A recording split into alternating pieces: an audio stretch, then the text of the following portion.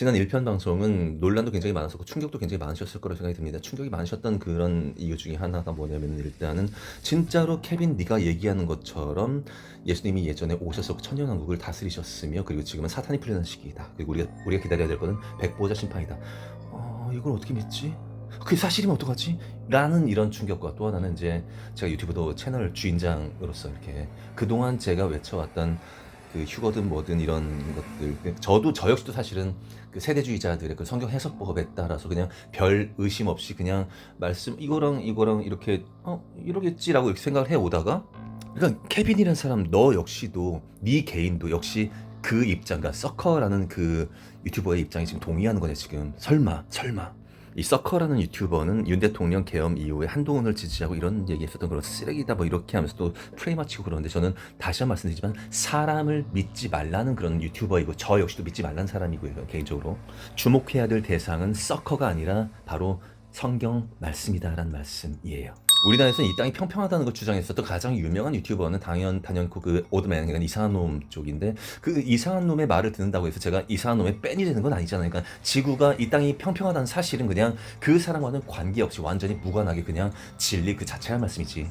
사실은 지난 1편 영상 만들기 전에도 제가 영상에서 그렇게 말씀을 자주 언급을 못했던 이유 중에 하나가 특히 마지막 때에 관련해서 말씀 못했던 이유 중에 하나가요. 내가 내 눈으로 내가 직접 읽어보니까는 이거랑 좀 뭐가 안 맞는 것 같은데 마태복음에 나오는 뭐 어떤 말씀 계시록에 나오는 어떤 말씀이랑 연결해가지고 이렇게 해서 이게 지금 이 마지막 때인 지금 이 순간이랑 뭐가 맞물려 떨어진다라는 그런 해석이 도무지 제 양심으로는 잘 해결이 되질 않았었어요. 저는 원래 공부하는 걸 굉장히 즐기는 사람이고 지금도 하루에 몇 시간씩 공부를 해요. 근데 예를 들어 제가 고등학교 때도 막 지구과학이든 뭐 그렇게 좋아했음에도 불구하고 뭐 달 그림자니 뭐니 해가지고 그런 지구과학적인 그런 설명 일식이니 뭐니 이런 것들이 도무지 이해가 안 가가지고 이해가 안 가는 부분이 있으면 저는 거기서 멈춰가지고 계속 끙끙대는 그런 스타일이기 때문에 그러니까 남들처럼 그냥 닥치고 외웠으면 아마 저는 충분히 서울대 갔을 거예요. 근데 뭐 멈춰 있었어요. 왜? 계속 끙끙대면서 물리적인 감각 발휘하면서 이게 맞나 아무리 봐도 안 맞는 거야. 근데 알고 보니까 사기였어 이 모든 게 다. 근데 말씀도 지금 마찬가지로 말씀드리는 거예요, 여러분. 뭐가 아무리 읽어봐도 안 맞는 거야. 근데 그게 다 세대주의자들이 만든 그런 덫이었다라고 얘기하면은 모든 게 시원하게 다 보이고 읽히고 와 대박. 예수님이 말씀하시던 그 당시를 기준으로 해서 곧 속히 영어로 shortly 요한계시록 1장 1절에서부터 shortly 속히라는 말씀이 나온다고. 그 당시에 하나님의 왕국이 가깝다라는 말씀이 분명히 나오고 있고요. 물론 제가 지금 이렇게 말씀드리는 것처럼 해석하는 것 역시도 사탄이 던져놓은 떡밥일 수도 있겠습니다. 근데 무슨 그 산으로 도망가라 아니면 뭐 다른 도시로 도망가라 이런 그런 도망하시라는 그 주님의 그런 주문은 그 당시 사람들에게 해당되는 것 같아요. 지금은 어차피 지금 사탄들이 다 여기저기 다 깔아놨고 아인 더 스카이라고 해서 하늘에 있는 눈이라고 이렇게 얘기를 하죠. 모든 우리가 도망하는 모든 것들 그들은 어차피 알아요. 그러니까 도망해봤자 아무 소용없어요. 전 이거를 느껴보니까는 그러니까 과연 그러니까 지구가 둥근이 아니면 평평하냐 이런 것들 논쟁하는 마찬가지로 근데 평평하잖아 아무리 봐도. 근데 예수님께서 너희들은 박해를 피해서 도망 다니라라는 말씀을 그 당시 사람들한테 하셨을까 아니면은 지금 우리에게 하신 것일까? 그런 도망하라는 메시지와 함께 속히 내가 올 거라고 분명히 약속을 하셨단 말씀이에요. shortly 속히 오신다고 분명 말씀하셨다고요. 그래요. 그러면 다 양보해서 천년왕국은 아직 오지 않았고 예수님 오시지 않으셨고 당연히 그래서 여러분들은 지금 진짜 여러분들이 원래 믿고 있던 그 마지막 때를 지금 기다리고 있는 그런 상황인데 그렇다면은 여러분들 눈에는 그러면 천년이라는 시간이 보이지도 않잖아. 여러분들 몇 년짜리 그냥 군대 꼴랑 몇 년도 아니어서 뭐 1년 그것만 가더라도 그냥 입대하자마자 구참들이 물어보잖아. 야 너 제대 날짜가 보이냐? 야, 보이지도 않아요. 그 몇 년 내에서. 그러니까 1000년 보이지도 않죠. 근데 여러분 1000년 지나고 나서 한번 생각해 보시라고. 그러면 사탄은 1000년 뒤에 그 사탄이 풀어헤쳐진 그 시간을 어떻게 편성을 할까 과연? 그냥 여러분들이 지금 예수님 재림이 아직 오지 않았고 이 땅의 모든 역사는 리셋된 적도 없고 여러분들이 배웠던 그 세속 교과서대로 이루어졌다라고 거짓말하지 않을까? 실제 1000년이 과거에 있었는데 그 시간을 당연히 지울까 안 지울까? 당연히 지우죠. 마귀들은 여러분들을 정말 잘 알고 있습니다. 우리들은 100년도 살지 못하는 존재들이고, 그리고 어제 있었던 일조차 잘 기억을 못하고 그 일의 어떤 의미나 이런 것들을 따지고 내가 다음번에는 이러지 말아야지, 이런 반성의 기미 이런 것들도 없이 그냥 대충 살아가는 존재들이, 그래서 더더욱이나 그게 죄이고, 그래서 회개가 필요한 게 그런 맥락인데, 즉 인간은 멍청하다란 얘기야. 특히나 100년, 1000년 이런 긴 시간을 놓고서는 여러분들이 뭘 기억하거나 아니면 과거의 어떤 일들을 반추해가지고 지금 이 순간에 그게 어떤 의미일까, 이런 것들을 좀 이렇게 생각할 수 있는, 느낄 수 있는, 감지할 수 있는 그런 센스가 인간들한테 없다니까. 그러니까 그래서 말씀에 했잖아, 여러분들. 그리고 예수님 제자들, 여러분들 다들 순교한 걸로 알고 있죠. 요한 말고요. 그러니까 어디서 들으셨어요, 여러분? 그거 전승으로요. 진짜 전승 제일 좋아하는 종교가 뭔 줄 알아요? 가톨릭이야. 가톨릭 마리아 좋아하잖아. 마리아 죽고 나서 죽은 게 아니라 승천했다고 얘기를 해, 가톨릭에서는. 그리고 승천했는데 그 승천한 그 관 그 자리에 그 백합과 장미가 가득하게 있더라라는 그런 전승을 가톨릭 교도들은 지금도 열심히 믿고 있고, 그 관 속에 있었다는 바로 그 장미를, 장미가 영어로 로스는 로스, 그죠? 그래서 로사리오 기도라고 해서 그 마리아를 위한 기도를 우리가 로사리오라고 얘기를 해요. 그래서 그 가톨릭 교도들은 그 불교도들이 염주 굴리듯이 그들도 묵주란 걸 굴리면서 은총이 가득하신 마리아님 이런 기도를 계속해서 반복하는 거, 그걸 로사리오 기도라고 얘기하고, 실제로 마리아상 앞에 그래서 장미를 그렇게 헌화하는 일도 굉장히 많이 있단 말씀이야. 굉장히 여자들에게 취향 저격하고 있는 그런 시스템이죠.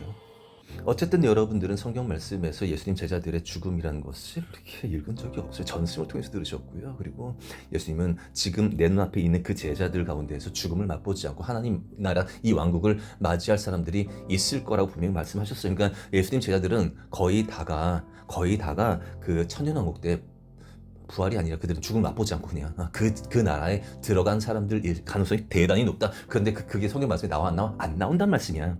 여러분들은 그 예수님의 제자들의 최후가 그냥 순교라고 그냥 굳건히 믿고 있고, 성경 말씀에 성문화되어서 나오지를 않는데도 불구하고 그냥 위에서 카더라 그러니까 그거를 위해서 뿌리게 누굴까? 과연 누굴까? 가톨릭이란 얘기야.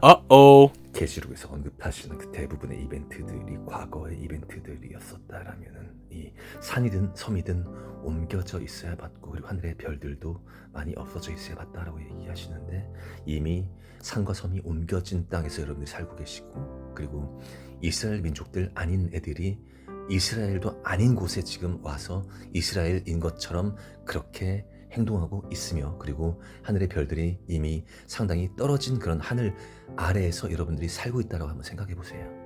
이스라엘 민족들이 그 본토를 떠나서 디아스포라를 겪게 됐고, 그리고 나중에 시오니즘을 통해서 2차 세계대전 이후에 그쪽 땅으로 집계하게 됐고, 이 모든 것들이 그러니까 사탄에 의해서 인위적으로 만들어진 사건이다라고 생각하시면 어떨까요? 그게 성경 몇 장 몇 절 말씀과 연관되는 것이 아니라, 인간들은 자기가 보고 들은 것이 전부 다 진리라고 생각하고 있고, 내가 배운 역사가 맞다라고 생각하고 있고, 그리고 내가 알고 있는 신학이라는 것이 맞다라고 생각하는데, 그 모든 것들, 신학을 포함해서 모든 것들이 전부 다 사탄의 꾀임에 의해서 만들어진 것들이다라고 생각하신다면 어떨까? 다시 한 번 말씀드리지만, 인간은 자기가 보고 듣고 내가 역사라고 믿고 있는 그런 것들을 진리라고 생각을 하는데, 진리는 오직 말씀 하나이고 예수님만이 진리란 말씀이야. 그러니까 진리를 직접 공부하시란 말씀이고요. 현재 이 땅의 통치자는 사탄이고, 그리고 사탄은 거짓의 아비란 말씀이야. 그러니까 여러분들이 보고 듣고 느끼고 그런 믿고 있는 모든 진리라고 믿고 있는 모든 것들을 전부 다 의심하시란 말씀이에요. 심지어는 성경 자체가 아니라, 그러니까 성경 해석법조차도 성경을 해석해서 여러분들에게 그 틀을 줬던 게 바로 사탄이다라는 것을 조금 날카롭게 생각하셨으면 좋겠다. 저는 그 어떤 유튜버들처럼 갑자기 등장해서 충격적이고 이거 보치라는 이런 말들, 그러니까 지구가 평평하다느니 아니면 최근에 말씀드린 이런 성경 해석법에 문제가 있고 사탄이 만든 거라든지 이런 것들에 대해서 시작부터 적나라하게 꽂아서 이렇게 말씀드린 유튜버가 아니라 5년 전에 유튜버 시작할 때는 정말 멍청했었고요. 초반에는 제가 지금 최근 복구된 제 채널 영상 보니까는 뭐 전생 이런 얘기도 하고 멍청해 진짜로. 코로나 사기 당시 백신을 놨었던 게 좌파 정부였기 때문에 좌파만 무조건 나쁘다라고 생각했었던, 그러니까 가두리라는 거, 좌우 가두리, 정반합 쇼 이런 것들에 대해서 전혀 모르면서 이 빨갱이들 뭐 공산당 때려잡아야 된다 이런 말들도 제법 했었던 사람이고요. 그런데 가만히 양심적으로 바라보고 있다 보니까는 지금도 그 코로나 백신을 맞고선 죽어가고 있는 그 사람 국민들을 놓고서는 우파 정치인들이 지금도 가만히 있고 몇몇은 지금 움직이고 있습니다. 그 곰팡이 백신, 머리카락 백신 그것 때문에 지금 움직이고는 있고, 결과적으로는 윤 어게인을 실현시킴으로써 과거에 그 우리에게 백신을 놨었던 그 좌파 정부들을 심판하면서 어떤 영웅적인 이미지로 우파가 다시 등장하면서 어떤 그런 우리를 지옥으로 끌고 가게 하기 위한 그들의 수작이 아닌가라는 이런 생각들이 너무 많이 들고 있고요. 그러니까 저는 영적 세계도 몰랐고 정치도 당연히 몰랐고 과학도 잘 몰랐고, 근데 하고 하다 보니까는 여러분들과 발 맞추어서 깨닫고 알고 헉하고 뒤집어지고 이 모든 것들을 여러분들과 발을 맞추어서 같이 해왔단 말씀이에요. 스피카수라는 유튜버가 그 유명인들의 소아성애 문제를 언급하고 그 증거들을 제시하고 이런과 동시에 저는 그쪽 유튜버의 말을 듣다가 나중에 보니까 이 사람이 코로나 백신이 뭐니 안 좋다는 거 얘기를 해. 그리고 나중에는 본인이 백신을 맞아. 아하, 뭐지 이거는? 그게 뭐긴 뭐겠어요. 사탄은 이 진실과 거짓을 교묘하게 섞어가지고 결과적으로 거짓을 다르게끔 만드는 게 그게 그들의 테크닉이라는 말씀이에요. 그러니까 어떤 사람도 믿지 말라는 말씀이고, 저 역시도 하나님 영을 붙잡고 제가 하나님한테 진짜 나중에 혼나고 진짜 벌받기 무서워가지고 진짜 말 한마디가 말 대충 한 것 같지만 정말 신중히 말씀드리는 거예요, 여러분. 진짜로. 그렇다고 내가 미혹이 될까봐 혹시라도 내 안에 들어오는 그런 메시지나 내가 느꼈던 것들 이런 것들을 솔직하게 얘기하지 않는다는 거는 그거는 하나님 뜻이 아니라고 생각을 해요. 제가 대중들 앞에서 틀리면 틀렸다라고 지적도 얼마든지 받고 서로 공격하고 반격하고, 그러니까 예수님이 원하시는 게 그런 것들이에요. 예수님은 칼을 가지고 오셨다라고 말씀하셨어요. 그러니까 저 역시도 그 칼의 말씀이란 그 칼에 찢겨질 대상 중에 하나란 말씀이니까요. 특히 이제 천년 왕국이 과거에 있었냐 미래에 있을 것이냐 그런 부분들에 있어서는 여러분들이 소신껏 판단하시기 바라겠습니다. 다만 하나 결이 비슷한 똑같은 그런 메시지를 전달하는 그 사람들을 보시고 들으시면서, 그러니까 어떤 특정한 언어들, 멘트들 이런 것들에 있어서 또 그 결의 차이가 있다는 것도 알아두시고, 아무리 옳은 소리를 하더라도 가끔씩 이런 멘트를 하는 경우들을 조금 조심하시라고. 혹시나 이 사탄 놈들이 풀려는 게 아니고 사탄이 이겨버린 거 아닐까? 뭐 이런 생각도 드는 거야, 가끔 가다가. 물론 이 뒤로 하나님이 이기신다, 이건 믿음의 영역이다, 믿어라, 이런 메시지가 나옵니다만은 이런 멘트 하나하나 가지고 여러분들은 되게 약해. 그래서 진짜로 사탄이 이겼으면 어떡하지라는, 그러니까 이건 말씀을 믿는 사람이 이게 입 밖으로 뱉기에 굉장히 불경한 발언이라는 거는, 그거는 제가 전달하고 싶은 서커한테 말씀에 분명히 나와 있는데 하나님은 이 세상을 이미 벌써 이기셨습니다. 그리고 만왕의 왕이시고 지혜의 샘이신 바로 그분께서 이 땅에 내려오셔서 천년간을 다스리셨으면 사탄들이 나중에 활개치더라도 어느 정도 이상으로 활개치지 못하게끔, 즉 그 믿음이 있는 자들에게는 어느 정도의 보호하심이 있게끔 그렇게 이미 천년 동안 충분히 시스템을 마련하지 않으셨을까?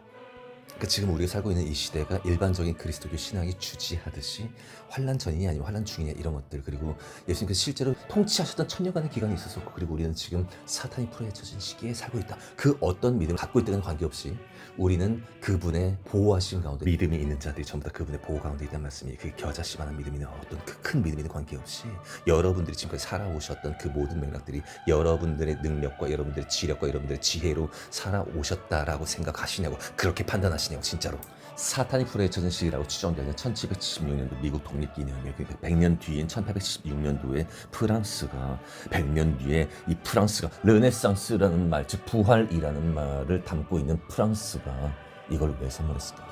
기쁘다 구주 오셨네가 들어있는 핸델의 오라토리오 제목이 메시아예요.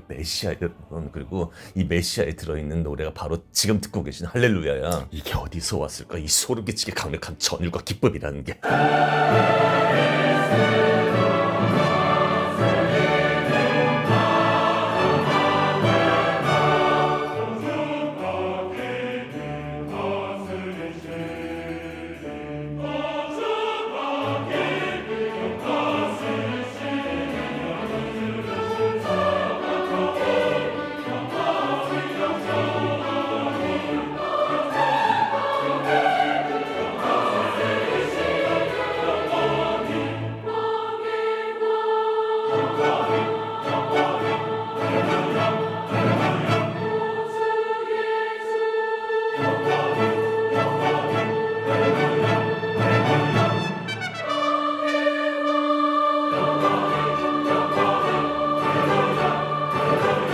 이 땅 위에 살고 있는 사람들이 단 한 번도 느껴보지 못한 그런 죄가 없는 상태, 가슴 벅찬 느낌, 끊임없이 밤낮 없이 찬양만 해도 모자랄 것만 같은 그런 상태.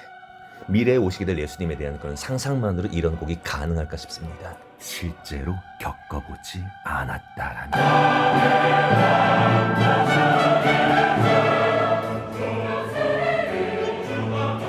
흔히들 사탄이 음악의 천재라고도 많이 얘기하시죠. 근데 만약에 예수님 치아 가운데서 인간 따위가 이러한 음악이 나올 수 있다라는 게, 이게 그러니까 예수님이 주시는 영감이 어마어마하다라는 것을 여러분들이 느끼실 수 있어야 돼. 사탄이 아니라 주님의 영은 사탄의 것과 비교할 수 없습니다.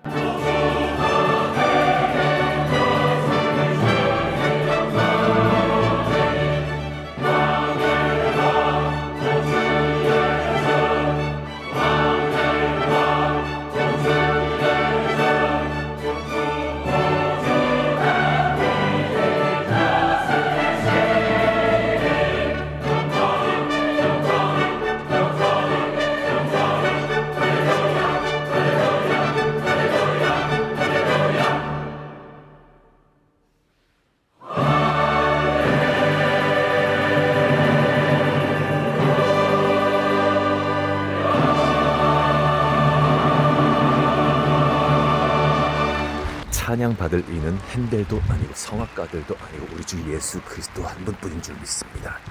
꽤 오랜 시간 동안 우리가 참조하고 근거 삼을 만한 그런 역사가 거의 없다. 그리고 이것을 사탄이 감춰놨다. 예수님의 재림과 그에 관련된 이 말세의 신앙이라는 게 많은 돈과 권력, 명예 이런 것들을 보장해 줄 수 있는, 잘못 빠지면 그쪽 길로 갈 수 있는, 그러니까 이게 잘못하면 이게 시험 중에 또 시험이란 말씀이죠. 예수님 재림하시고 천년왕국이 오고 나서 그 뒤로 이제 백보자 심판이 있기 전까지, 그러니까 그 사이, 즉 사탄이 풀어헤쳐진 그 사이에 우리는 안타깝게도 성경을 통한 그런 정보들이 그렇게 디테일하게 많지 않아요, 여러분.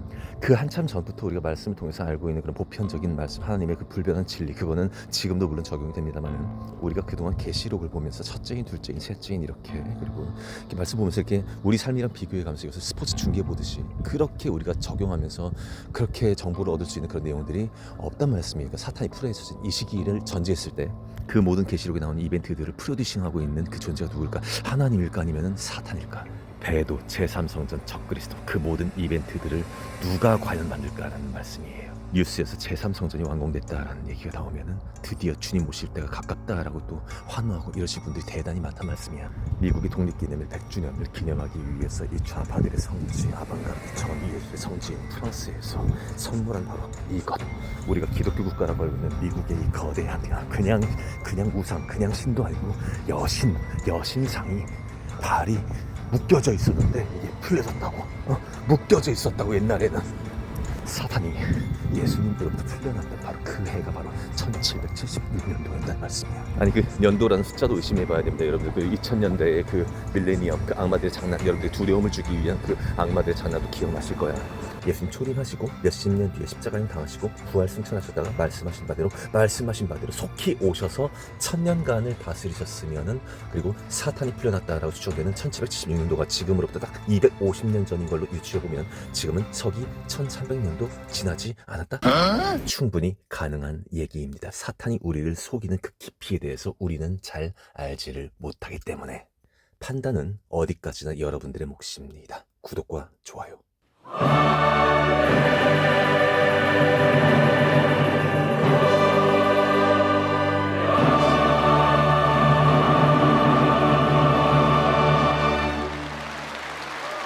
고린도전서 15장 57절 58절 제가 봉독하겠습니다. 우리 주 예수님 그리스도로 말미암아 우리에게 승리를 주시는 하나님께 감사하노니, 그러므로 내 사랑하는 형제들아, 견실하며 흔들리지 말고 항상 주의 일에 더욱 힘쓰는 자들이 되라. 이는 너희 수고가 주 안에서 헛되지 않은 줄 알미라. 아멘. 지금 중동에서 벌어진 이란 전쟁으로 인하여 전 세계 경제가 많이 흔들리고 있습니다. 마지막 때를 바라보며 믿음으로 걸어가는 사람들이라면 이 전쟁이 예사롭게 보이지 않을 것입니다. 지금 요동하는 세상은 적그리스도가 등장하려고 하는 무대를 준비하고 있는 것처럼 느껴집니다. 이러한 세상 속에서 우리는 다시 오시는 예수님을 맞이할 믿음 준비를 잘하는 우리 모두가 되기를 원합니다. 보통 교회 안에서 신앙생활을 하는 사람들에게는 자기가 추종하며 따라가는 어떤 사람이 있습니다. 특별히 신학을 공부하는 사람들 가운데 장로교의 신학을 공부하는 많은 사람들은 마음속에 칼빈이라고 하는 유명한 신학자를 추종합니다. 또 어떤 사람들은 볼고프, 칼바르트를 추종하며 따라갑니다. 교회 안에서 신앙생활하는 사람들의 경우에는 이러한 신학자들보다 어떤 유명한 목회자를 추종하며 따라가는 사람들이 있습니다. 어떤 사람들은 지금은 고인이 된 한경땡 목사, 오칸땡 목사, 하용땡 목사를 추종하며 따라가는 사람들이 있습니다. 또 어떤 사람들은 김장땡 목사, 김삼땡 목사, 윤석땡 목사, 장경땡 목사, 오정땡 목사 등을 추종하며 따라가고 이 외에도 다른 많은 유명한 목회자들을 추종하며 따라가는 사람들이 있습니다. 이처럼 어떤 유명한 신학자나 유명한 대형교회 목회자를 추종하며 따라가는 사람들은 그 사람들이 한 말이 자기들이 걸어가는 신앙의 길을 결정하고는 합니다. 이들이 한 말이 곧 법이 된 사람들도 있습니다. 그래서 심지어 이들이 한 말이 하나님의 말씀과 다른데도 불구하고 그 사람이 한 말이 맞다라며 그들을 따라가는 사람들이 있습니다. 우리들은 지금이 마지막 때인 것을 알고 걸어가는 사람들입니다. 마지막 때인 것을 알며 걸어간다고 하는 우리들은 어떤 믿음의 길을 걸어가고 있습니까? 예수님만을 바라보며 그 예수님의 말씀이 기준이 되어서 믿음 생활을 하고 있습니까? 아니면 마지막 때인 것을 알지 못하는 사람들이 걸어가는 길처럼 예수님이 아닌 어떤 사람들을 추종하며 따라가고 있지는 않습니까? 예수님이 아닌 사람들을 추종하며 따라간다는 것은 참으로 위험합니다. 왜냐하면 모든 사람들은 죄인이기 때문입니다. 그리고 그 사람이 가지고 있는 지식도 완전한 것이 아닙니다. 또한 지금 가지고 있는 그 사람의 신앙이 앞으로 어떻게 변할지도 모르는 것입니다. 우리는 이 믿음의 길에서 반드시 예수님만을 따라가기를 원합니다. 예수님께서는 우리들의 구세주가 되십니다. 예수님께서는 우리들의 모든 것이 되십니다. 그리고 그 예수님께서는 어제나 오늘이나 영원토록 동일하신 분이십니다. 히브리서 13장 8절에 예수님 그리스도는 어제나 오늘이나 영원토록 동일하시니라 말씀하셨습니다. 예수님께서는 우리들의 길과 진리와 생명이 되십니다. 그래서 이 믿음의 길을 걸어가는 우리들은 반드시 예수님만을 따라가기를 원합니다. 그 예수님께서 우리에게 말씀하여 주신 그 말씀을 지켜 준행하며 따라가기를 원합니다. 오늘 본문 말씀은 흔들리며 요동하는 세상에서 살고 있는 우리들에게 말씀하여 주십니다. 견실하며 흔들리지 말고 항상 주의 일에 더욱 힘쓰는 자들이 되라. 이는 너희 수고가 주 안에서 헛되지 않은 줄 알미라. 우리는 예수님을 따라서 예수님과 함께 동행할 때 이 세상에서 승리할 수 있습니다. 하나님께서는 그렇게 믿음으로 걸어가는 사람들에게 예수님을 통하여 승리를 주신다고 말씀하고 있습니다. 세상은 날이 갈수록 흔들리며 요동하고 있습니다. 미국과 이란 전쟁으로 인하여 기름값이 급등하고 있는 것을 우리나라뿐만 아니라 많은 나라들이 보고 있으며 겪고 있는 중입니다. 이렇게 세상이 흔들리며 요동할 때 예수님을 따라가지 않고 예수님과 동행하지 않는 사람들의 마음속에는 근심과 걱정과 두려움이 몰려오게 됩니다.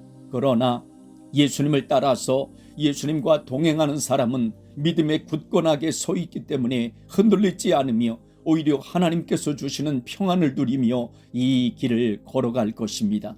이 마지막 때를 이렇게 걸어가는 우리 모두가 되기를 소원합니다. 그래서 어렵고 힘든 세상이지만 이 세상에서 승리하며 나아가기를 원합니다. 세상이 돌아가는 모습을 잠깐 살펴보고 말씀을 나누도록 하겠습니다. 다른 모습의 고무신을 계속 신기는 모습을 볼 수 있습니다. 공주시 보건소에는 65세 이상 어르신 폐렴구균 무료 접종해 준답니다. 공주시가 65세 이상 어르신을 대상으로 폐렴구균 무료 예방 접종을 연중 실시한다. 6월 시에 따르면 올해 무료 접종 대상자는 폐렴구균 예방 접종을 받은 적이 없는 65세 이상 어르신 1961년 이전 출생자로 폐렴구균 23가 다당 백신 PPSV 23을 1회 무료로 지원한다.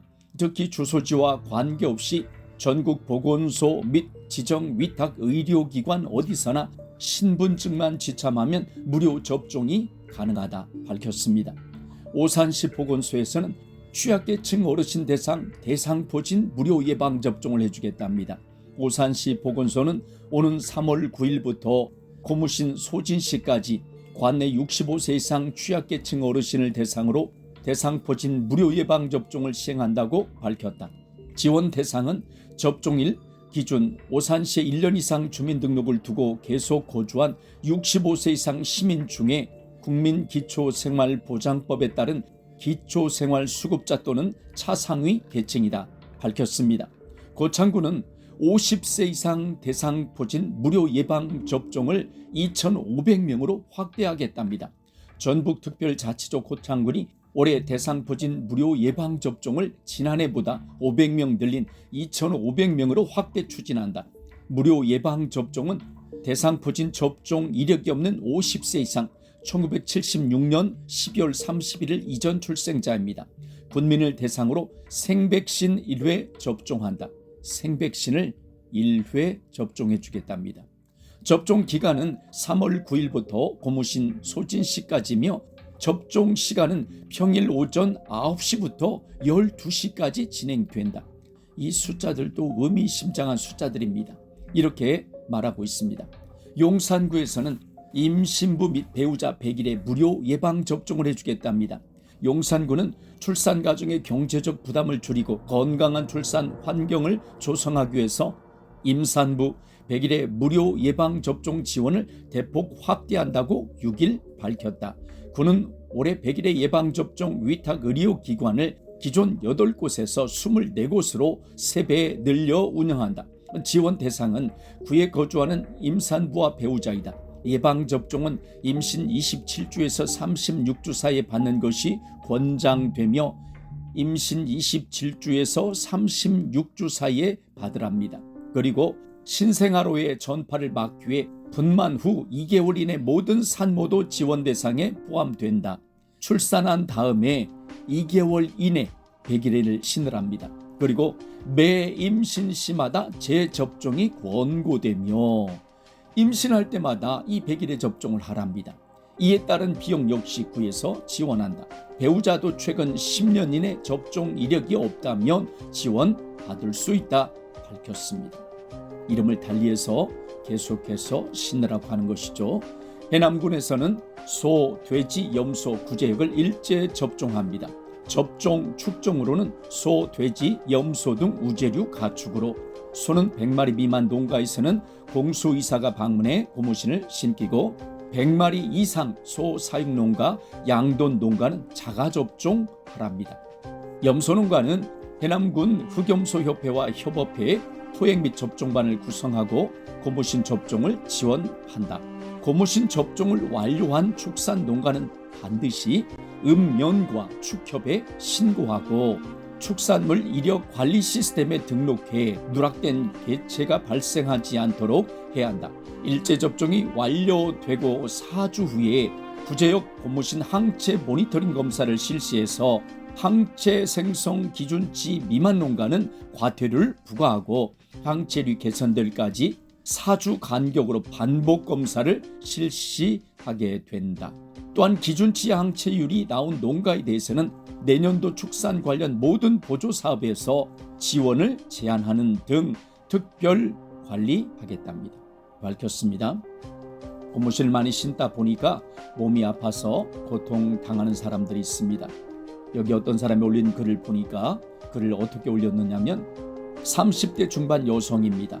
화이자 맞기 전 정말 건강했고 불면증, 피곤함 전혀 없는 사람이었는데 21년 9월 1차 맞고 흉통, 불면증, 잠 못 잠, 걸을 힘이 없었습니다. 자기 전 팔다리 자결감으로 인해 못 잤습니다. 10kg 이상 빠졌습니다. 회사 다니는데 3달 거의 출근하다가 오후에 집에 왔습니다. 퇴근하고 집에 오면 침대에 하루 종일 누워 있었고 일상생활 불가능했습니다. 응급실 가는데 검사는 정상이었습니다. 나는 아픈데 죽다 살아났는데 검사는 정상이었답니다. 매일 울며 버틴 것 같네요. 6개월 지난 후 좀 괜찮아지나 싶더니 그 다음에 코로나 걸리고 증상이 또 발현되었습니다. 그러다가 23년 흉통 발생했고 자다가 식은땀이 났고 간헐적이지만 좀 나아졌습니다. 24년에는 괜찮아지다가 25년에 코로나 2번 걸렸습니다. 그리고 갑자기 올해부터 새로운 증상들이 생기기 시작했습니다. 머리가 어지럼증이 돌았고 계속 속이 울렁거리고 소화불량에 갈비뼈 왼쪽 오른쪽 안쪽에 통증이 생겼고 자다가 손가락이 저리고 잠을 못 잤습니다. 종아리가 터질 듯 합니다. 쇄골 밑 부분이 통증이 있습니다. 등 허리 통증으로 인해서 잠이 깰 때도 있습니다. 또 자기 전에 예전에 있었던 팔다리 자결감이 계속 발생합니다. 그리고 미친 듯한 피로감 때문에 회사 나가서도 겨우 버티며 생활하고 있습니다. 그랬더니 그 밑에 어떤 사람이 글을 올렸는데 비슷하네요. 저는 30대 중반에 그러기 시작해서 이제 5년째 40대입니다. 나이 들면서 더 심해지기만 하고 나아지지 않더라고요. 버티는 게 얼마나 힘든지 나밖에 모릅니다. 가족도 모릅니다. 결국 아픈 건 자신이니까요. 모든 게 변해버렸습니다. 이렇게 글 쓴 사람이 있고요. 또 어떤 사람도 아직 한참 일하고 활동할 나이에 힘들어서 어떻게 해요? 나도 님이 겪고 있는 증상 하나도 빠짐없이 돌아가며 앓고 있는데 병원 가봐야 답도 없고 체념하고 살고 있지만 아직도 적응 안 되고 힘드네요. 요즘은 모든 증상이 발생해서 가려움증으로 긁어대 피부가 온통 상처 투성이네요. 이런 글들을 올렸습니다. 너무나 마음이 아픕니다. 지금 원인을 알 수 없는 사건 사고들이 계속해서 발생했습니다. 광양에서는 주택에서 70대가 그냥 쓰러졌습니다. 가족이 발견해서 119에 의해 병원으로 옮겨졌고요. 곡성에서는 주택에서 역시 70대가 빵을 먹다가 쓰러졌습니다. 결국 곡성에서 쓰러진 이 사람은 사망했습니다. 진도에서는 편의점에서 역시 이 사람도 70대인데 갑자기 쓰러졌습니다. 청주에서는 의식이 없는 운전자가 발견이 되었습니다. 청주 흥덕경찰서에 따르면 오전 7시경에 운전자가 의식이 없는 것 같다. 차량이 앞으로 움직이며 왼쪽 벽에 붙어있다는 112 신고를 접수하고 현장에 출동했다. 경찰은 출근 시간대인 3순환로에서 갓길에 충돌한 채 멈춰선 승용차를 발견했다. 차량 안 운전자는 몸을 기댄 채 의식을 잃고 있었으며 창문을 두드려도 반응이 없었다. 경찰이 환자를 태우고 병원으로 이송했습니다. 병원에서는 지주막하 출혈 진단을 받고 뇌동맥 긴급 수술에 들어갔다 밝혔죠. 충북 진천에는 차량이 마을 회관으로 돌진한 사건이 있었습니다. 2일 오후 7시 20분께 충북 진천군 송두리에 60대가 몰던 차량이 마을 회관으로 돌진했다. 이 사고로 A씨가 심정지 상태로 병원으로 옮겨졌다. 이런 사건도 있었고요. 담양에서는 시외버스가 가로수를 들이받아 승객 8명이 다쳤다는 사고가 있습니다. 5일 담양 소방서에 따르면 전날 오후 10시 32분쯤 담양군 금성농공단지 인근 도로에서 60대가 몰던 시외버스가 가로수를 충격했다. 이 사고로 승객 등 8명이 가벼운 부상으로 병원으로 옮겨졌다. 이런 사고가 있었고요. 서산에서는 24톤 트럭이 가로수를 들이받았습니다. 그런데 여기는 숨졌습니다. 지난 5일 오후 6시 35분께 충남 서산시 운산면 시내 도로에서 24톤 덤프 트럭이 가로수를 들이받고 멈춰섰다. 6일 서산 소방서에 따르면 이를 목격한 행인이 차량 안에 사람이 의식이 없는 것 같다. 빨리 와달라 신고했다. 구급대는 덤프트럭 안에서 쓰러져 있는 심정지 상태의 운전자 50대를 발견하고 병원으로 옮겼으나 끝내 숨졌습니다. 그리고 충북 보은에서는 산불 감시원 60대에 68세입니다. 초소에서 숨진 채 발견이 되었답니다. 4일 오후 7시쯤 충북 보은군 내북면 성티리 구봉산 산불 초소 앞에서 산불 감시원 A씨가 숨진 채 발견이 되었다. 보은 소방서 등에 따르면 산불 감시 근무를 위해 이날 오전 9시 15분쯤 초소에 올라간 A씨가 퇴근 시간이 지나도록 내려오지 않는다는 신고를 받고 현장에 출동, 초소 밖에서 심정지 상태로 쓰러져 있는 A씨를 발견했다.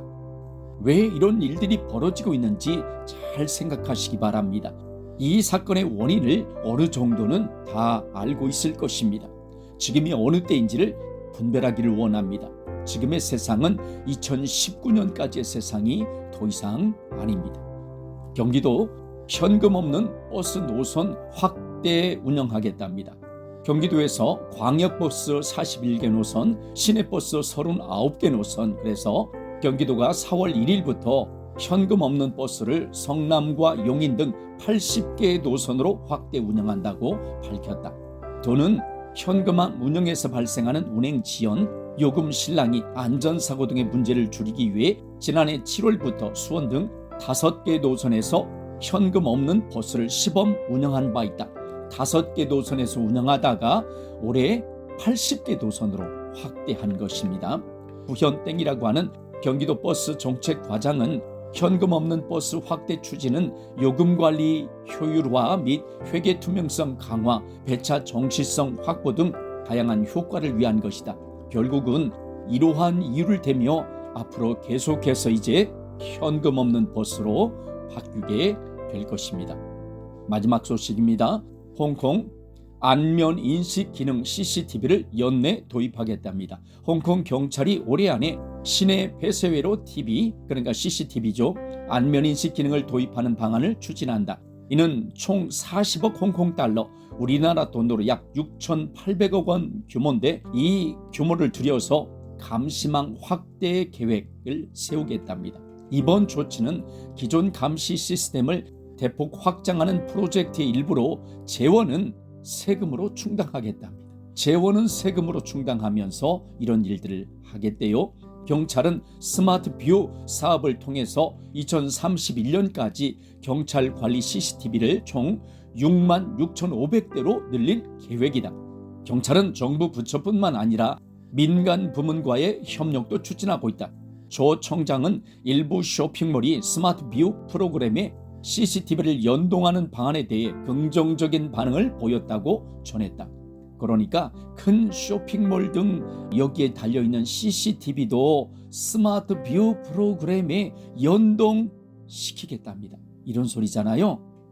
위의 모습이 오늘날 우리들이 살고 있는 세상의 모습입니다. 지자체마다 이름을 다르게 하여 대상을 다르게 하여 무료라는 것을 홍보하며 계속해서 고무신을 신기고 있습니다. 계속해서 고무신을 신기는 것은 동물들도 마찬가지입니다. 사람이나 동물들이 너무도 고통을 당하는 세상이 오늘날의 세상입니다. 원인을 알 수 없는 차량 사고, 심정지 사건들이 여기저기에서 일어나고 있습니다. 경기도 버스는 현금 없는 노선을 더 확대했습니다. 디지털 화폐를 사용할 기반을 차근차근 준비하고 있는 것 같습니다. 게다가 홍콩에서는 올해 안면인식 CCTV를 설치하겠다며 지금도 설치하고 있는 중입니다. 그러면 우리나라는 어떻게 하고 있을까요? 홍콩과 같은 길을 가고 있지 않을까 생각합니다. 이런 사유가 된다면 길을 걸어갈 때 어떤 매장에 들어갔을 때 안면인식으로 그 사람을 확인하지 않겠습니까? 앞으로의 세상은 그 사람의 모든 일거수일투족이 모니터링되는 세상이 될 것입니다. 이것은 세계 경제 포럼에서 말하고 있는 나는 프라이버시가 없어요 라고 말하는 내용과 일맥상통합니다. 다가오는 세상은 개인의 프라이버시가 전혀 없는 세상이 될 것입니다. 이처럼 빠르게 변화하는 세상 속에서 우리는 예수님을 맞이할 믿음 준비를 잘해야 합니다. 지금 우리가 살고 있는 세상은 흔들리며 요동하는 세상입니다. 이제 앞으로 더 많은 일들이 펼쳐질 것입니다. 이러한 때에 우리들의 믿음이 반드시 굳건해야 합니다. 그래서 흔들리지 말아야 합니다. 그러한 사람은 다른 곳에 눈을 돌리는 것이 아니라 우리의 반석이 되신 예수님께만 초점을 고정하고 믿음으로 걸어가는 사람입니다. 이 사람은 예수님만을 바라보며 믿음의 길을 걸어갑니다. 이렇게 믿음 생활하는 우리 모두가 되기를 원합니다. 그러면 예수님만을 바라보며 나아가는 사람인 굳건하게 서서 흔들리지 않는 믿음을 가지고 있는 사람은 평상시에 어떤 믿음 생활을 하고 있을까요? 이 마지막 때를 걸어가는 우리 모두는 이러한 믿음으로 나아가야 될 텐데 이러한 사람들이 어떻게 믿음 생활하고 있을까요? 그 모습을 한번 우리가 말씀을 통하여 보도록 하겠습니다. 먼저 우리의 믿음을 굳건하게 해주시는 분이 누구신지 우리가 말씀을 통하여 보겠습니다. 베드로전서 5장 10절 말씀에 우리를 굳건하게 해주시는 분은 하나님이시라고 말씀하고 있습니다.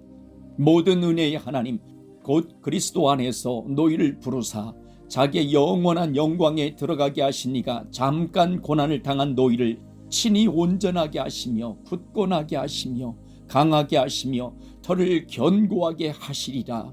하나님께서 우리를 굳건하게 해주신다고 분명히 말씀하십니다. 데살로니가후서 3장 3절 말씀에서도 주는 미쁘사 너희를 굳건하게 하시고 악한 자에게서 지키시리라 말씀하십니다.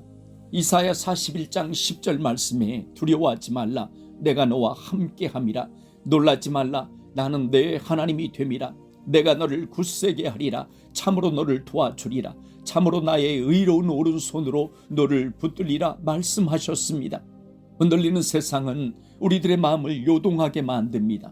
세상을 바라보고 있으면 우리들의 마음속으로 두려움이 밀려 들어옵니다. 이러한 상태가 계속해서 지속되면 우리의 믿음조차도 점점 희미하게 되어 예수님께로부터 멀어지게 될 것입니다. 하나님께서 우리를 굳건하게 해주시는 분이십니다. 하나님께서 우리를 굳세게 하신다고 약속하여 주셨습니다. 하나님께서는 세상이 아무리 요동해도 하나님만을 신뢰하며 나아가는 사람을 굳건하게 만들어 주십니다. 요동하지 않도록 만들어 주십니다. 이렇게 하나님께서 굳건하게 붙들어 주시는 사람은 세상과 전혀 상관없이 믿음으로 걸어가는 사람입니다. 그래서 세상이 더욱더 악하게 변할수록 이러한 사람은 더 하나님께로만 걸어갑니다. 이러한 세상 속에서 우리가 온전히 바라보고 신뢰하며 나아가야 할 분은 하나님이십니다. 혹시 나도 모르게 세상을 바라보았다면, 세상을 생각했다면 그것을 다 내려놓고 우리를 굳건하게 붙들어 주시는 하나님께로만 나아가는 우리 모두가 되기를 소원합니다. 그리고 두 번째로 우리의 믿음이 굳건하게 되는 때는 하나님의 말씀을 지킬 때에 굳건하게 되는 것입니다. 사도행전 16장 4절 5절 말씀에 여러 성으로 다녀갈 때에 예루살렘에 있는 사도와 장로들이 작정한 규례를 그들에게 주어 지키게 하니 이에 여러 교회가 믿음이 더 굳건해지고 수가 날마다 늘어가니라 말씀하고 있습니다. 사도와 장로들이 작정한 규례를 지켰을 때 믿음이 더 굳건해졌다. 즉 하나님의 말씀을 지켰을 때 믿음이 더 굳건해졌다 말씀하고 있습니다.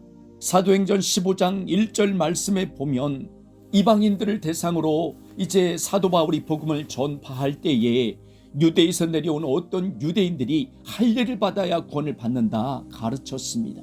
어떤 사람들이 유대로부터 내려와서 형제들을 가르치되 너희가 모세의 법대로 할례를 받지 아니하면 능히 구원을 받지 못하리라 하니 말씀하고 있습니다. 사도 바울과 바나바는 이 문제를 예루살렘에 있는 사도와 장로들에게로 가지고 왔습니다. 사도와 장로들은 모여서 이 문제에 대하여 의논합니다. 사도행전 15장 6절에 사도와 장로들이 이 일을 의논하러 모여 말씀합니다. 사도와 장로들이 이 문제에 대하여 의논하고 네 가지 것을 결의합니다. 하나는 우상의 더러운 것, 우상의 제물을 먹지 말라. 또 하나는 음행을 하지 말라. 세 번째는 목매어 죽인 것을 먹지 말라. 네 번째는 피를 멀리하라 말씀하십니다. 성경 말씀에서는 이 말씀을 세 번을 말씀하십니다. 첫 번째는 사도와 장로들을 대표하여 야고보가 말씀하는 장면이 있습니다. 사도행전 15장 20절을 보니까 다만 우상의 더러운 것과 음행과 목매어 죽인 것과 피를 멀리하라고 편지하는 것이 옳으니 이렇게 말하는 장면이 있습니다. 그리고 두 번째는 안디옥에 유다와 실라를 보내면서 편지를 보냅니다. 그때 말하는 장면이 있습니다. 사도행전 15장 22절 그리고 29절 거기를 보니까 이에 사도와 장로와 온 교회가 그 중에서 사람들을 택하여 바울과 바나바와 함께 안디옥으로 보내기를 결정하니 곧 형제 중에 인도자인 바사바라 하는 유다와 실라더라. 그러면서 29절에 우상의 제물과 피와 목매어 죽인 것과 음행을 멀리할지니라. 이에 스스로 삼가면 잘 되리라. 평안함을 원하노라 하였더라 말씀하는 장면이 있습니다. 그리고 세 번째는 야고보와 장로들이 예루살렘에 도착한 사도 바울에게 한 말이 있습니다. 사도행전 21장 18절 25절에 보면 그 이튿날 바울이 우리와 함께 야고보에게로 들어가니 장로들도 다 있더라 그렇게 말씀하고 25절에 주를 믿는 이방인에게는 우리가 우상의 제물과 피와 목매어 죽인 것과 음행을 피할 것을 결의하고 편지하였느니라 말씀하고 있습니다. 사도행전 16장 4절 5절 말씀에 여러 성으로 다녀갈 때에 예루살렘에 있는 사도와 장로들이 작정한 규례를 그들에게 주어 지키게 하니 이에 여러 교회가 믿음이 더 굳건해지고 수가 날마다 늘어가니라 말씀하시는 장면에서 사도와 장로들이 작정한 규례를 그들에게 주어 지키게 하니 이 말씀에서 말하는 사도와 장로들이 작정한 규례를 말씀드린 것입니다. 사도와 장로들이 작정한 규례는 네 가지 것입니다. 우상의 더러운 것을 먹지 말아라. 우상의 제물을 먹지 말라는 말씀이죠. 음행을 하지 말아라. 목매어 죽인 것을 먹지 말아라. 피를 멀리하라 말씀하셨습니다. 그 말씀을 이방인들이 지켰을 때 교회가 믿음이 더 굳건해졌다고 분명히 말씀하십니다. 하나님의 말씀이 우리를 굳건하게 하는 것입니다. 시편 119편 133절에 나의 발걸음을 주의 말씀에 굳게 세우시고 어떤 죄악도 나를 주관하지 못하게 하소서 고백하는 장면이 있습니다. 나의 발걸음을 주의 말씀에 굳게 세우시고 말씀이 나를 세운다고 분명히 말씀합니다. 하나님의 말씀이 나의 발걸음을 흔들리지 않게 굳게 세우신다고 말씀하셨습니다. 마태복음 7장 24절에서 27절 말씀을 보면 그러므로 누구든지 나의 이 말을 듣고 행하는 자는 그 집을 반석 위에 지은 지혜로운 사람 같으리니 비가 내리고 장수가 나고 바람이 불어 그 집에 부딪히되 무너지지 아니하나니 이는 주추를 반석 위에 놓은 까닭이요 나의 이 말을 듣고 행하지 아니하는 자는 그 집을 모래 위에 지은 어리석은 사람 같으리니 비가 내리고 장수가 나고 바람이 불어 그 집에 부딪힘에 무너져 그 무너짐이 심하니라 말씀하셨습니다. 오늘날에 신앙생활하는 많은 사람들을 바라보십시오. 교회에서 활동하며 교회에서 사람들을 만나며 교회에서 어떤 단체에 소속되어 일을 하는 것을 좋아합니다. 그런데 홀로 있을 때 다른 사람들을 만날 때 하나님의 말씀을 지키는 것은 좋아하지 않습니다. 이 믿음의 길에서 반드시 하나님의 말씀을 지켜 행하여야 한다고 말을 하면 행위 구원이라며 매도해 버립니다. 이방인 교회들에게 지키라고 주어졌던 네 가지의 규례는 하나님의 말씀이었습니다. 시편 119편 133절의 말씀은 나의 발걸음을 주의 말씀에 굳게 세우셨다고 고백하고 있습니다. 마태복음 7장 24절에서는 예수님의 말씀을 듣고 지켜 행하는 자는 반석 위에 집을 지은 지혜로운 사람이라고 말씀하고 있습니다. 다른 말씀들을 놔두고서라도 이 말씀들만을 보더라도 하나님의 말씀을 지켜 행하는 것이 얼마나 중요한 것인가를 알 수 있습니다. 사도 바울로부터 복음을 들은 이방인들은 네 가지의 규례를 지켜 행하였습니다. 이 네 가지의 규례는 하나님의 말씀이었습니다. 하나님께서는 말씀을 지켜 행하였던 그들을 말씀 위에 굳게 세우셨습니다. 전하여준 예수님의 말씀 위에 믿음의 집을 건축하며 나아갔던 그들은 반석 위에 집을 지은 지혜로운 사람들이 되었습니다. 이처럼 말씀을 지켜 행하는 것은 그 사람의 믿음을 굳게 세워 흔들리지 않게 하며 그 사람을 지혜로운 사람으로 만들어서 믿음의 길을 잘 걸어가도록 만들어주는 것입니다. 행위 구원이라고 말을 하는 사람들은 속마음 속에서 하나님의 말씀을 지키고 싶지 않기 때문에 그러한 말을 하는 것입니다. 하나님을 사랑하는 사람은 당연히 그 하나님의 말씀을 지켜 행하는 것입니다. 이 심령 속에서 예수님께서 주인님으로 좌정하고 계신 사람은 그 주인님이신 예수님의 말씀을 100% 지켜 행하는 것입니다. 그런데 안타깝게도 많은 사람들이 예수님을 사랑한다고, 예수님을 믿는다고 하면서도 그 말씀을 지켜 행하려고 하지 않습니다. 그러면서 그저 예수님을 믿기만 하면 구원을 받는다고 하는 말을 앵무새처럼 똑같이 말하고 있습니다. 이 마지막 때 길을 걸어가는 우리들은 그러한 잘못을 범하지 않기를 원합니다. 하나님의 말씀이 우리를 굳게 세워주시는 것입니다. 그저 입술로만 립서비스로 예수님을 사랑한다고, 예수님을 믿는다고 그렇게 고백하는 사람을 세워주시는 것이 아니라 그 하나님의 말씀을 진심으로 고백하고 그리고 지켜 행하는 그 사람을 굳게 세워주시는 것입니다. 이것을 잘 기억하고서 하나님의 말씀을 지켜 준행하여 말씀에 굳게 서는 우리 모두가 되기를 소원합니다. 세 번째로, 우리의 믿음이 굳건하게 되는 때는 반듯한 믿음의 길을 걸어갈 때 굳건하게 되는 것입니다. 고린도전서 16장 13절에 깨어 믿음에 굳게 서서 남자답게 강건하라 말씀하십니다. 반듯한 믿음에 서는 사람이 굳건하게 되는 것입니다. 그러한 사람은 영적으로 깨어있는 사람입니다. 그리고 골로새서 2장 6절 7절에 가면 그러므로 너희가 그리스도 예수님을 주로 받았으니 그 안에서 행하되 그 안에 뿌리를 박으며 세움을 받아 교훈을 받은 대로 믿음에 굳게 서서 감사함을 넘치게 하라 말씀하십니다. 믿음에 굳건하게 서 있는 사람이 예수님 안에 행하는 사람이라고 말씀합니다. 그 사람은 예수님 안에 믿음의 뿌리를 내리고 있다. 그 사람은 예수님을 기초로 인생을 건설한다. 그리고 그 사람은 가르침을 받은 대로 행하며 걸어가는 사람이다 말씀합니다. 골로새서 2장 6절 7절 말씀을 좀 더 쉬운 성경인 현대인의 성경으로 다시 한번 읽어드리겠습니다. 그러므로 여러분은 그리스도 예수님을 주님으로 받아들였으니 계속 그분 안에서 사십시오. 예수님 안에 살으라고 말씀합니다. 그분 안에 깊이 뿌리를 박고 그분을 기초로 여러분의 인생을 건설하며 가르침을 받은 대로 믿음에 굳게 서서 감사가 넘치는 생활을 하십시오 말씀하고 있습니다. 더 나아가서 고린도서 1장 21절 22절에 예수님 안에 있는 그 사람, 믿음으로 굳건하게 서 있는 그 사람을 성령님으로 인치신다 말씀하십니다.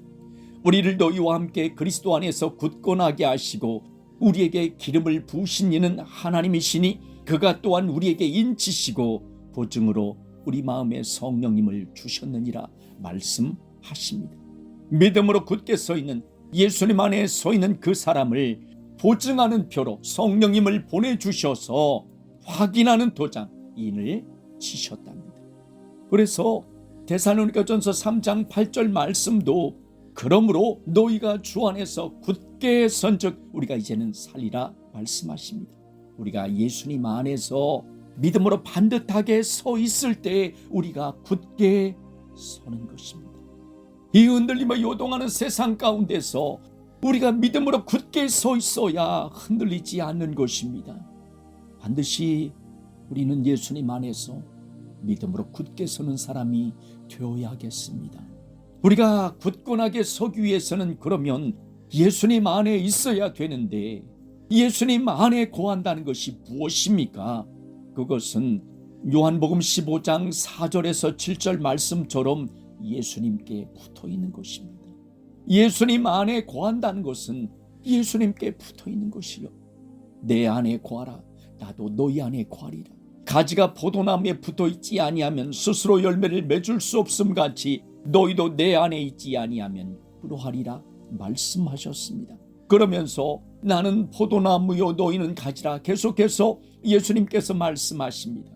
예수님이 포도나무이시고 우리들은 그 가지다.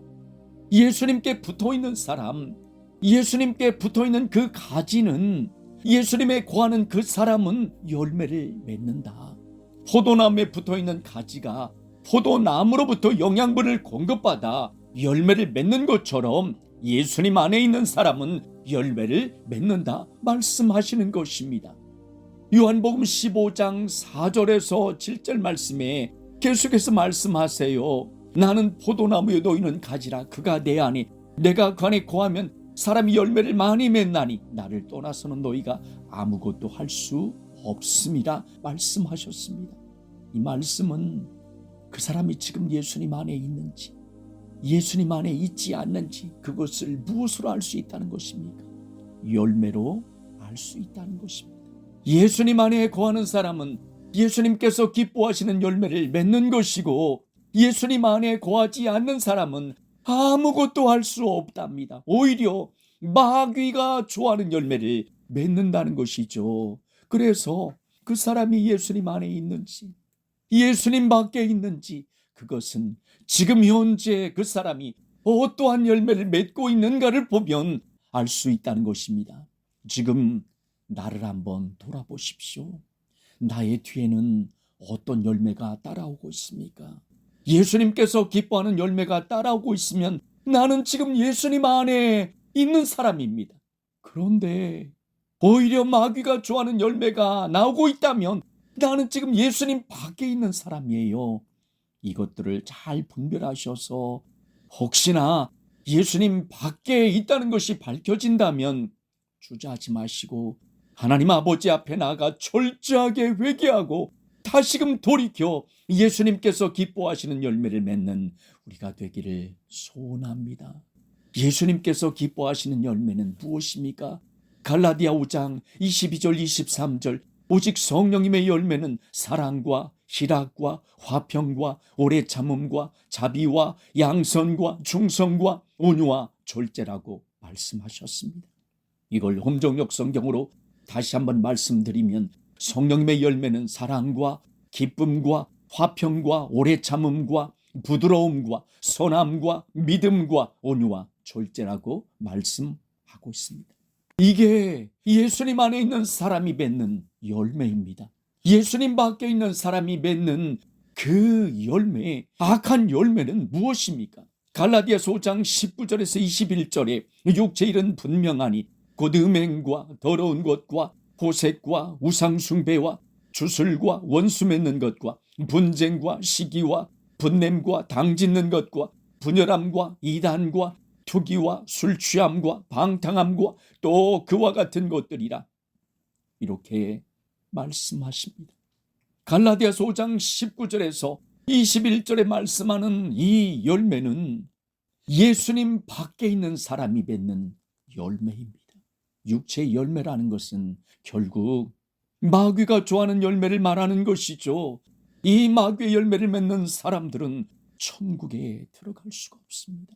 그래서 육체의 열매를 맺는 자들, 이런 일을 하는 자들은 하나님의 나라를 유업으로 받지 못할 것이요 분명하게 말씀하십니다. 예수님을 믿는다고 하는 사람이라면 반드시 예수님 안에 있어야 합니다. 특별히 이 마지막 때를 걸어간다라고 하는 사람이라면 더더욱 예수님 안에 있어야 합니다. 예수님 안에 있는 사람이 굳건하게 되기 때문입니다. 이 악한 세상을 이기는 힘은 예수님밖에 없으십니다. 따라서 흔들리며 요동하는 이 악한 세상을 이기려면 반드시 예수님 안에 있어야 합니다. 나에게 예수님 안에 있다는 증거가 있습니까? 성령님의 열매가 맺어가고 있고 지금 맺혀가고 있습니까? 성령님의 열매가 있는 사람, 즉 예수님 안에 있는 것이 확증된 사람은 이 믿음의 길에서 굳건하게 서 있는 믿음의 사람입니다. 그러나 육체의 열매가 있는 사람, 마귀가 좋아하는 열매를 맺고 있는 사람은 예수님 밖에 있는 사람이기 때문에 이 믿음의 길에서 굳건하게 서 있는 것이 아니라 모래 위에 집을 지은 어리석은 사람이 되어서 세상이 흔들리며 요동할 때 그들의 믿음도 같이 흔들리며 요동하게 될 것입니다. 이러한 사람은 이 마지막 때를 온전하게 걸어갈 수가 없습니다. 내가 아무리 이 마지막 때를 걸어가려고 애를 써도 걸어갈 수가 없습니다. 왜냐하면 믿음에 굳건하게 서 있지 않기 때문에 그렇습니다. 이 마지막 때를 지식적으로 알고 있는 것 필요합니다. 인터넷의 여러 정보들을 모니터링하여 알고 있는 것도 필요합니다. 세상이 어떻게 돌아가는가를 아는 것은 더 필요합니다. 그러나 이러한 것들보다도 더 먼저인 것은, 더 중요한 것은 내가 지금 예수님 안에서 믿음의 길을 걸어가는 것입니다. 어떤 사람이 예수님 밖에서 예수님과 상관없는 길을 걸어가면서 육체의 열매들을 맺어가면서 이때를 알고 있는 것은 다른 사람들이 알지 못하는 어떤 지식을 조금 더 알고 있을 뿐입니다.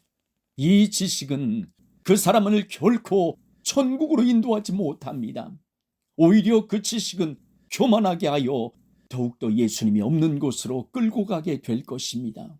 이 마지막 때에 가장 먼저는 예수님 안에서 믿음의 길을 잘 걸어가는 곳이라는 것을 명심하십시오. 이러한 것들을 잘 기억하고 예수님께 꼭 붙어 있어서, 예수님 안에 있어서 굳건하게 서 있는 우리 모두가 되기를 원합니다. 이 사람이 반듯한 믿음의 길을 걸어가는 사람입니다. 이 사람이 굳건한 믿음으로 걸어가는 사람입니다. 그리고 믿음으로 굳건하게 서 있는 사람은 염려하지 않습니다. 베드로전서 5장 7절에서 9절에 보면 너희 염려를 다 주께 맡기라. 이는 그가 너희를 돌보심이라. 근신하라, 깨어라. 너희 대적 마귀가 우는 사자같이 두루다니며 삼킬 자를 찾나니 너희는 믿음을 굳건하게 하여 그를 대적하라. 이는 세상에 있는 너희 형제들도 동일한 고난을 당하는 줄 알미라 말씀하십니다. 요한계시록 3장 2절에도 너는 일깨어 그 남은 바 죽게 된 것을 굳건하게 하라. 내 하나님 앞에 내 행위의 온전한 것을 찾지 못하였노니 말씀하고 있습니다. 염려라는 것은 내가 걱정하는 것을 말하는 거예요. 마음을 놓지 못하고 걱정하는 것입니다. 걱정은 내가 이 속에서 근심하며 속을 태우는 것이라고 사전에서 정의하고 있습니다.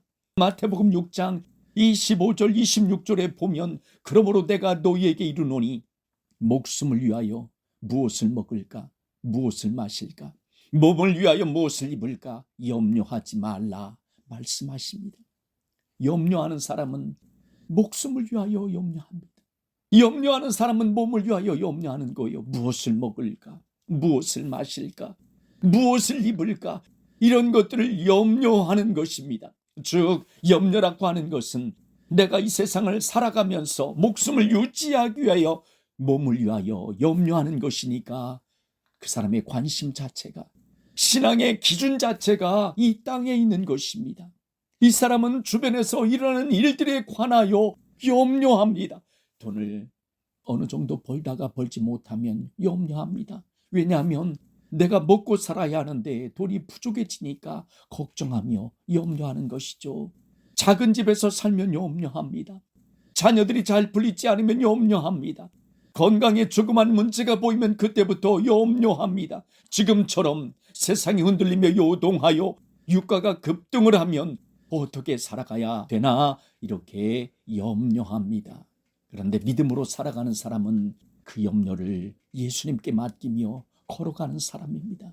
환경을 바라보면 모든 것이 염려 덩어리이지만 그것들을 바라보지 않고 믿음의 주인님 되시며 온전케 해주시는 예수님을 바라보며 해결자 되신 예수님께 나아가 예수님을 의지하며 예수님을 붙들고 예수님을 따라가며 그 염려 보따리를 예수님께 맡기며 나아가는 것이죠.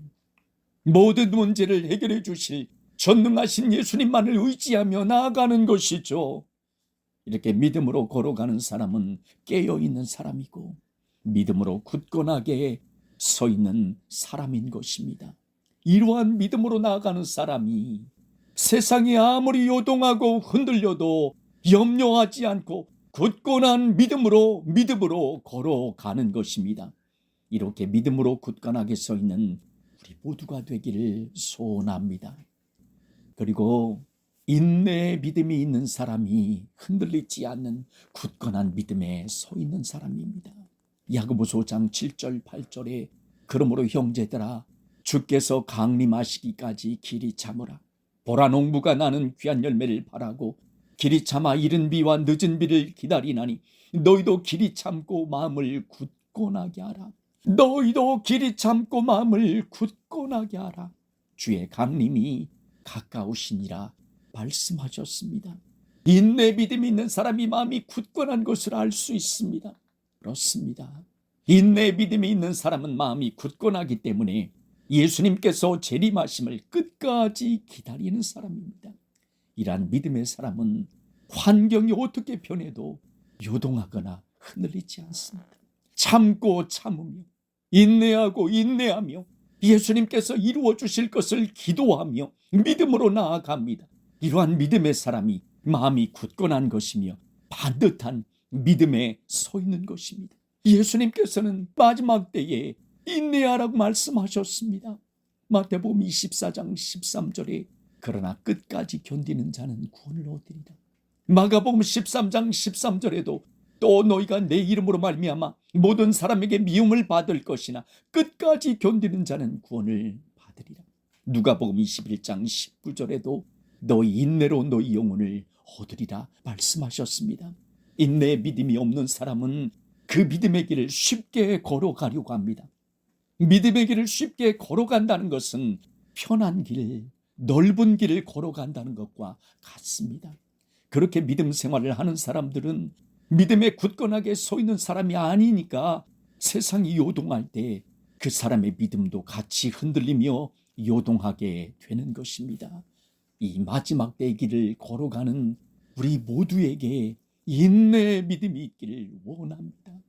그래서 세상이 아무리 흔들리고 요동해도 굳건하게 믿음으로 서 있는 우리 모두가 되기를 소원합니다. 말씀을 맺겠습니다. 지금 우리는 흔들리며 요동하는 세상 속에서 살고 있습니다. 이 믿음의 길을 걸어가면서 우리의 믿음이 흔들리지 않기를 원합니다. 반드시 굳건하게 서서 걸어가야겠습니다. 그러한 믿음의 사람이 되어야겠습니다. 우리를 굳건하게 만들어주시는 분은 하나님 아버지이십니다. 하나님만을 신뢰하며 나아가는 우리 모두가 되기를 원합니다. 이방인 교회들은 사도와 장로들이 작정한 규례를 지켰을 때 믿음이 더 굳건해졌습니다. 즉 하나님의 말씀을 지켰을 때 믿음이 더 굳건해졌습니다. 우리도 이러한 믿음의 길을 걸어가기를 원합니다. 반듯한 믿음에 서는 사람이 굳건하게 되는 것입니다. 그 사람은 예수님 안에 거하는 사람이고 예수님 안에서 행하는 반듯한 믿음으로 서 있는 굳건한 믿음을 가진 사람입니다. 이러한 사람은 염려하지 않습니다. 이러한 사람은 인내합니다. 이러한 믿음으로 서 있는 사람이 이 마지막 때에 굳건하게 서는 사람이 될 것입니다. 이 세상의 끝자락에서 이렇게 반듯한 믿음으로 굳건하게 서서 걸어가 우리의 생명의 주인님 되신 우리의 왕이시며 모든 것이 되신 예수님 앞에서는 우리 모두가 되기를 간절히 소원합니다. 기도하겠습니다. 하나님 아버지 감사합니다. 오늘날의 세상이 요동하며 흔들리고 있습니다. 여기저기에서 전쟁을 하고 있습니다. 유가가 너무나 많이 올라 사람들이 불안해하며 두려워하고 있습니다. 이러한 세상 속에서 우리는 흔들리거나 요동하지 않고 믿음에 굳건하게 서 있는 자들이 되게 해 주시옵소서. 하나님 아버지 한 분만을 의지하며 신뢰하며 나아갑니다. 하나님 아버지께서 우리에게 주신 그 말씀을 철저하게 지켜 준행하며 살게 하여 주시옵소서. 예수님 안에 있는 반듯한 믿음으로 염려하지 않게 해 주시옵고 끝까지 인내하며 참고 견디며 나아가는 믿음의 사람이 되게 해 주시옵소서. 그래서 세상이 아무리 흔들리며 요동해도 우리의 반석이 되신 예수님 위에 우리들의 믿음의 집을 잘 짓게 하셔서 이 세상에서도 안전하게 지켜주시며 저 천국에 이를 때까지 우리들의 길을 인도해 주시옵소서. 그래서 우리의 생명의 주인님 되신 우리의 왕이시며 모든 것이 되신 예수님 앞에서는 우리 모두가 되기를 간절히 원합니다. 감사드리며 우리의 모든 것 되시며 우리의 인도자 되시며 피난처가 되신 예수님의 이름으로 기도합니다. 아멘. You have these early videos of like these cities like Paris and London, and all the people are dressed really nice, like dressed to the nines, like aristocrat looking people. And then you're like, that there's just something so off about this. Like I can't really kind of put my finger on it, but something's really off. And then you start to see the orphan train thing, and you're like, okay, so wait a minute. these things have to be related. And that's why I started to make the connections like, wait a minute, the people who are dressed like that were not working in factories, right? They weren't working in fields, they weren't working in factories. These people look very rich. So maybe pictures with nobody in them in these big cities, maybe the orphan trains were related to the fact that 고아일차 분점을 검색해봤습니다. 미국도 아동들을 집단으로 입양 보냈던 시기가 있었다. 아까 그 사진이 있죠. 지금은 상상도 할 수 없는 일이지만 미국도 19세기 중반 경제가 어려울 때 아동들을 집단으로 입양 보낸 적이 있다.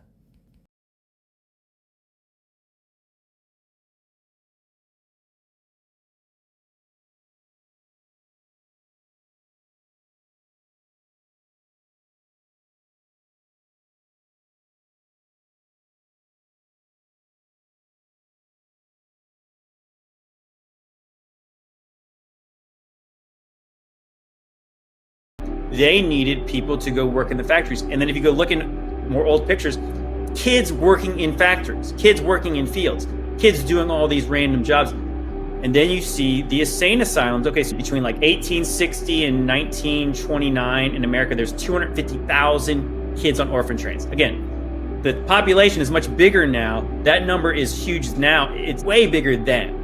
And then there was 150,000 people in insane asylums. Okay, so the math actually makes sense. Like that, were these the parents of these kids? And then the kids get shipped all around the world, all around the country, at least here. And I know it was a worldwide thing. And then you see like the things. So there's like 0 insane asylums now. There was like 1,500 of them in like 1900. There's like 0 orphanages now. Like all these things that are just they don't have them anymore. And if you go look at the buildings that were prisons, orphanages, and insane asylums, and they're all these massive castle-style looking buildings. You ever notice that? Yeah. It seems very clear that, to me at this point, that those buildings were repurposed. Because you would not build a castle and then turn it into a prison. You would not build a castle and then turn it into a insane asylum or an orphanage. Because they don't look like that. Like, why would you spend that much money doing that unless it was already there and they needed use for it, and that's what they chose to use it for? There was something that happened during the 1800s. If you believe kind of the mud flood story, and even if you don't believe, if you're not a Christian, you don't believe in the whole little season idea, you have to believe that the controllers, or whoever you want to call them, literally burned cities down, murdered people, threw people in insane asylums to hide stuff. They literally burned down the best buildings you've ever seen, that we've never seen, I guess now. You know, the best buildings ever created in order to hide something. So what could they be hiding? I think what seems very clear and obvious, it's something you could not even imagine. Like, it's bigger than you could even imagine, because that's the only reason people would do that, right? Am I wrong? I mean, like, you're talking about a worldwide thing that this happened in order to cover up something. And the history books don't write about the reason for all the mud. They don't write about all this stuff. Yeah, there's nothing deeper. This is like the very bottom of the rabbit hole. There's nothing deeper than Little Season, than what happened in the 1800s and 90s. There's nothing deeper than this, because this explains everything.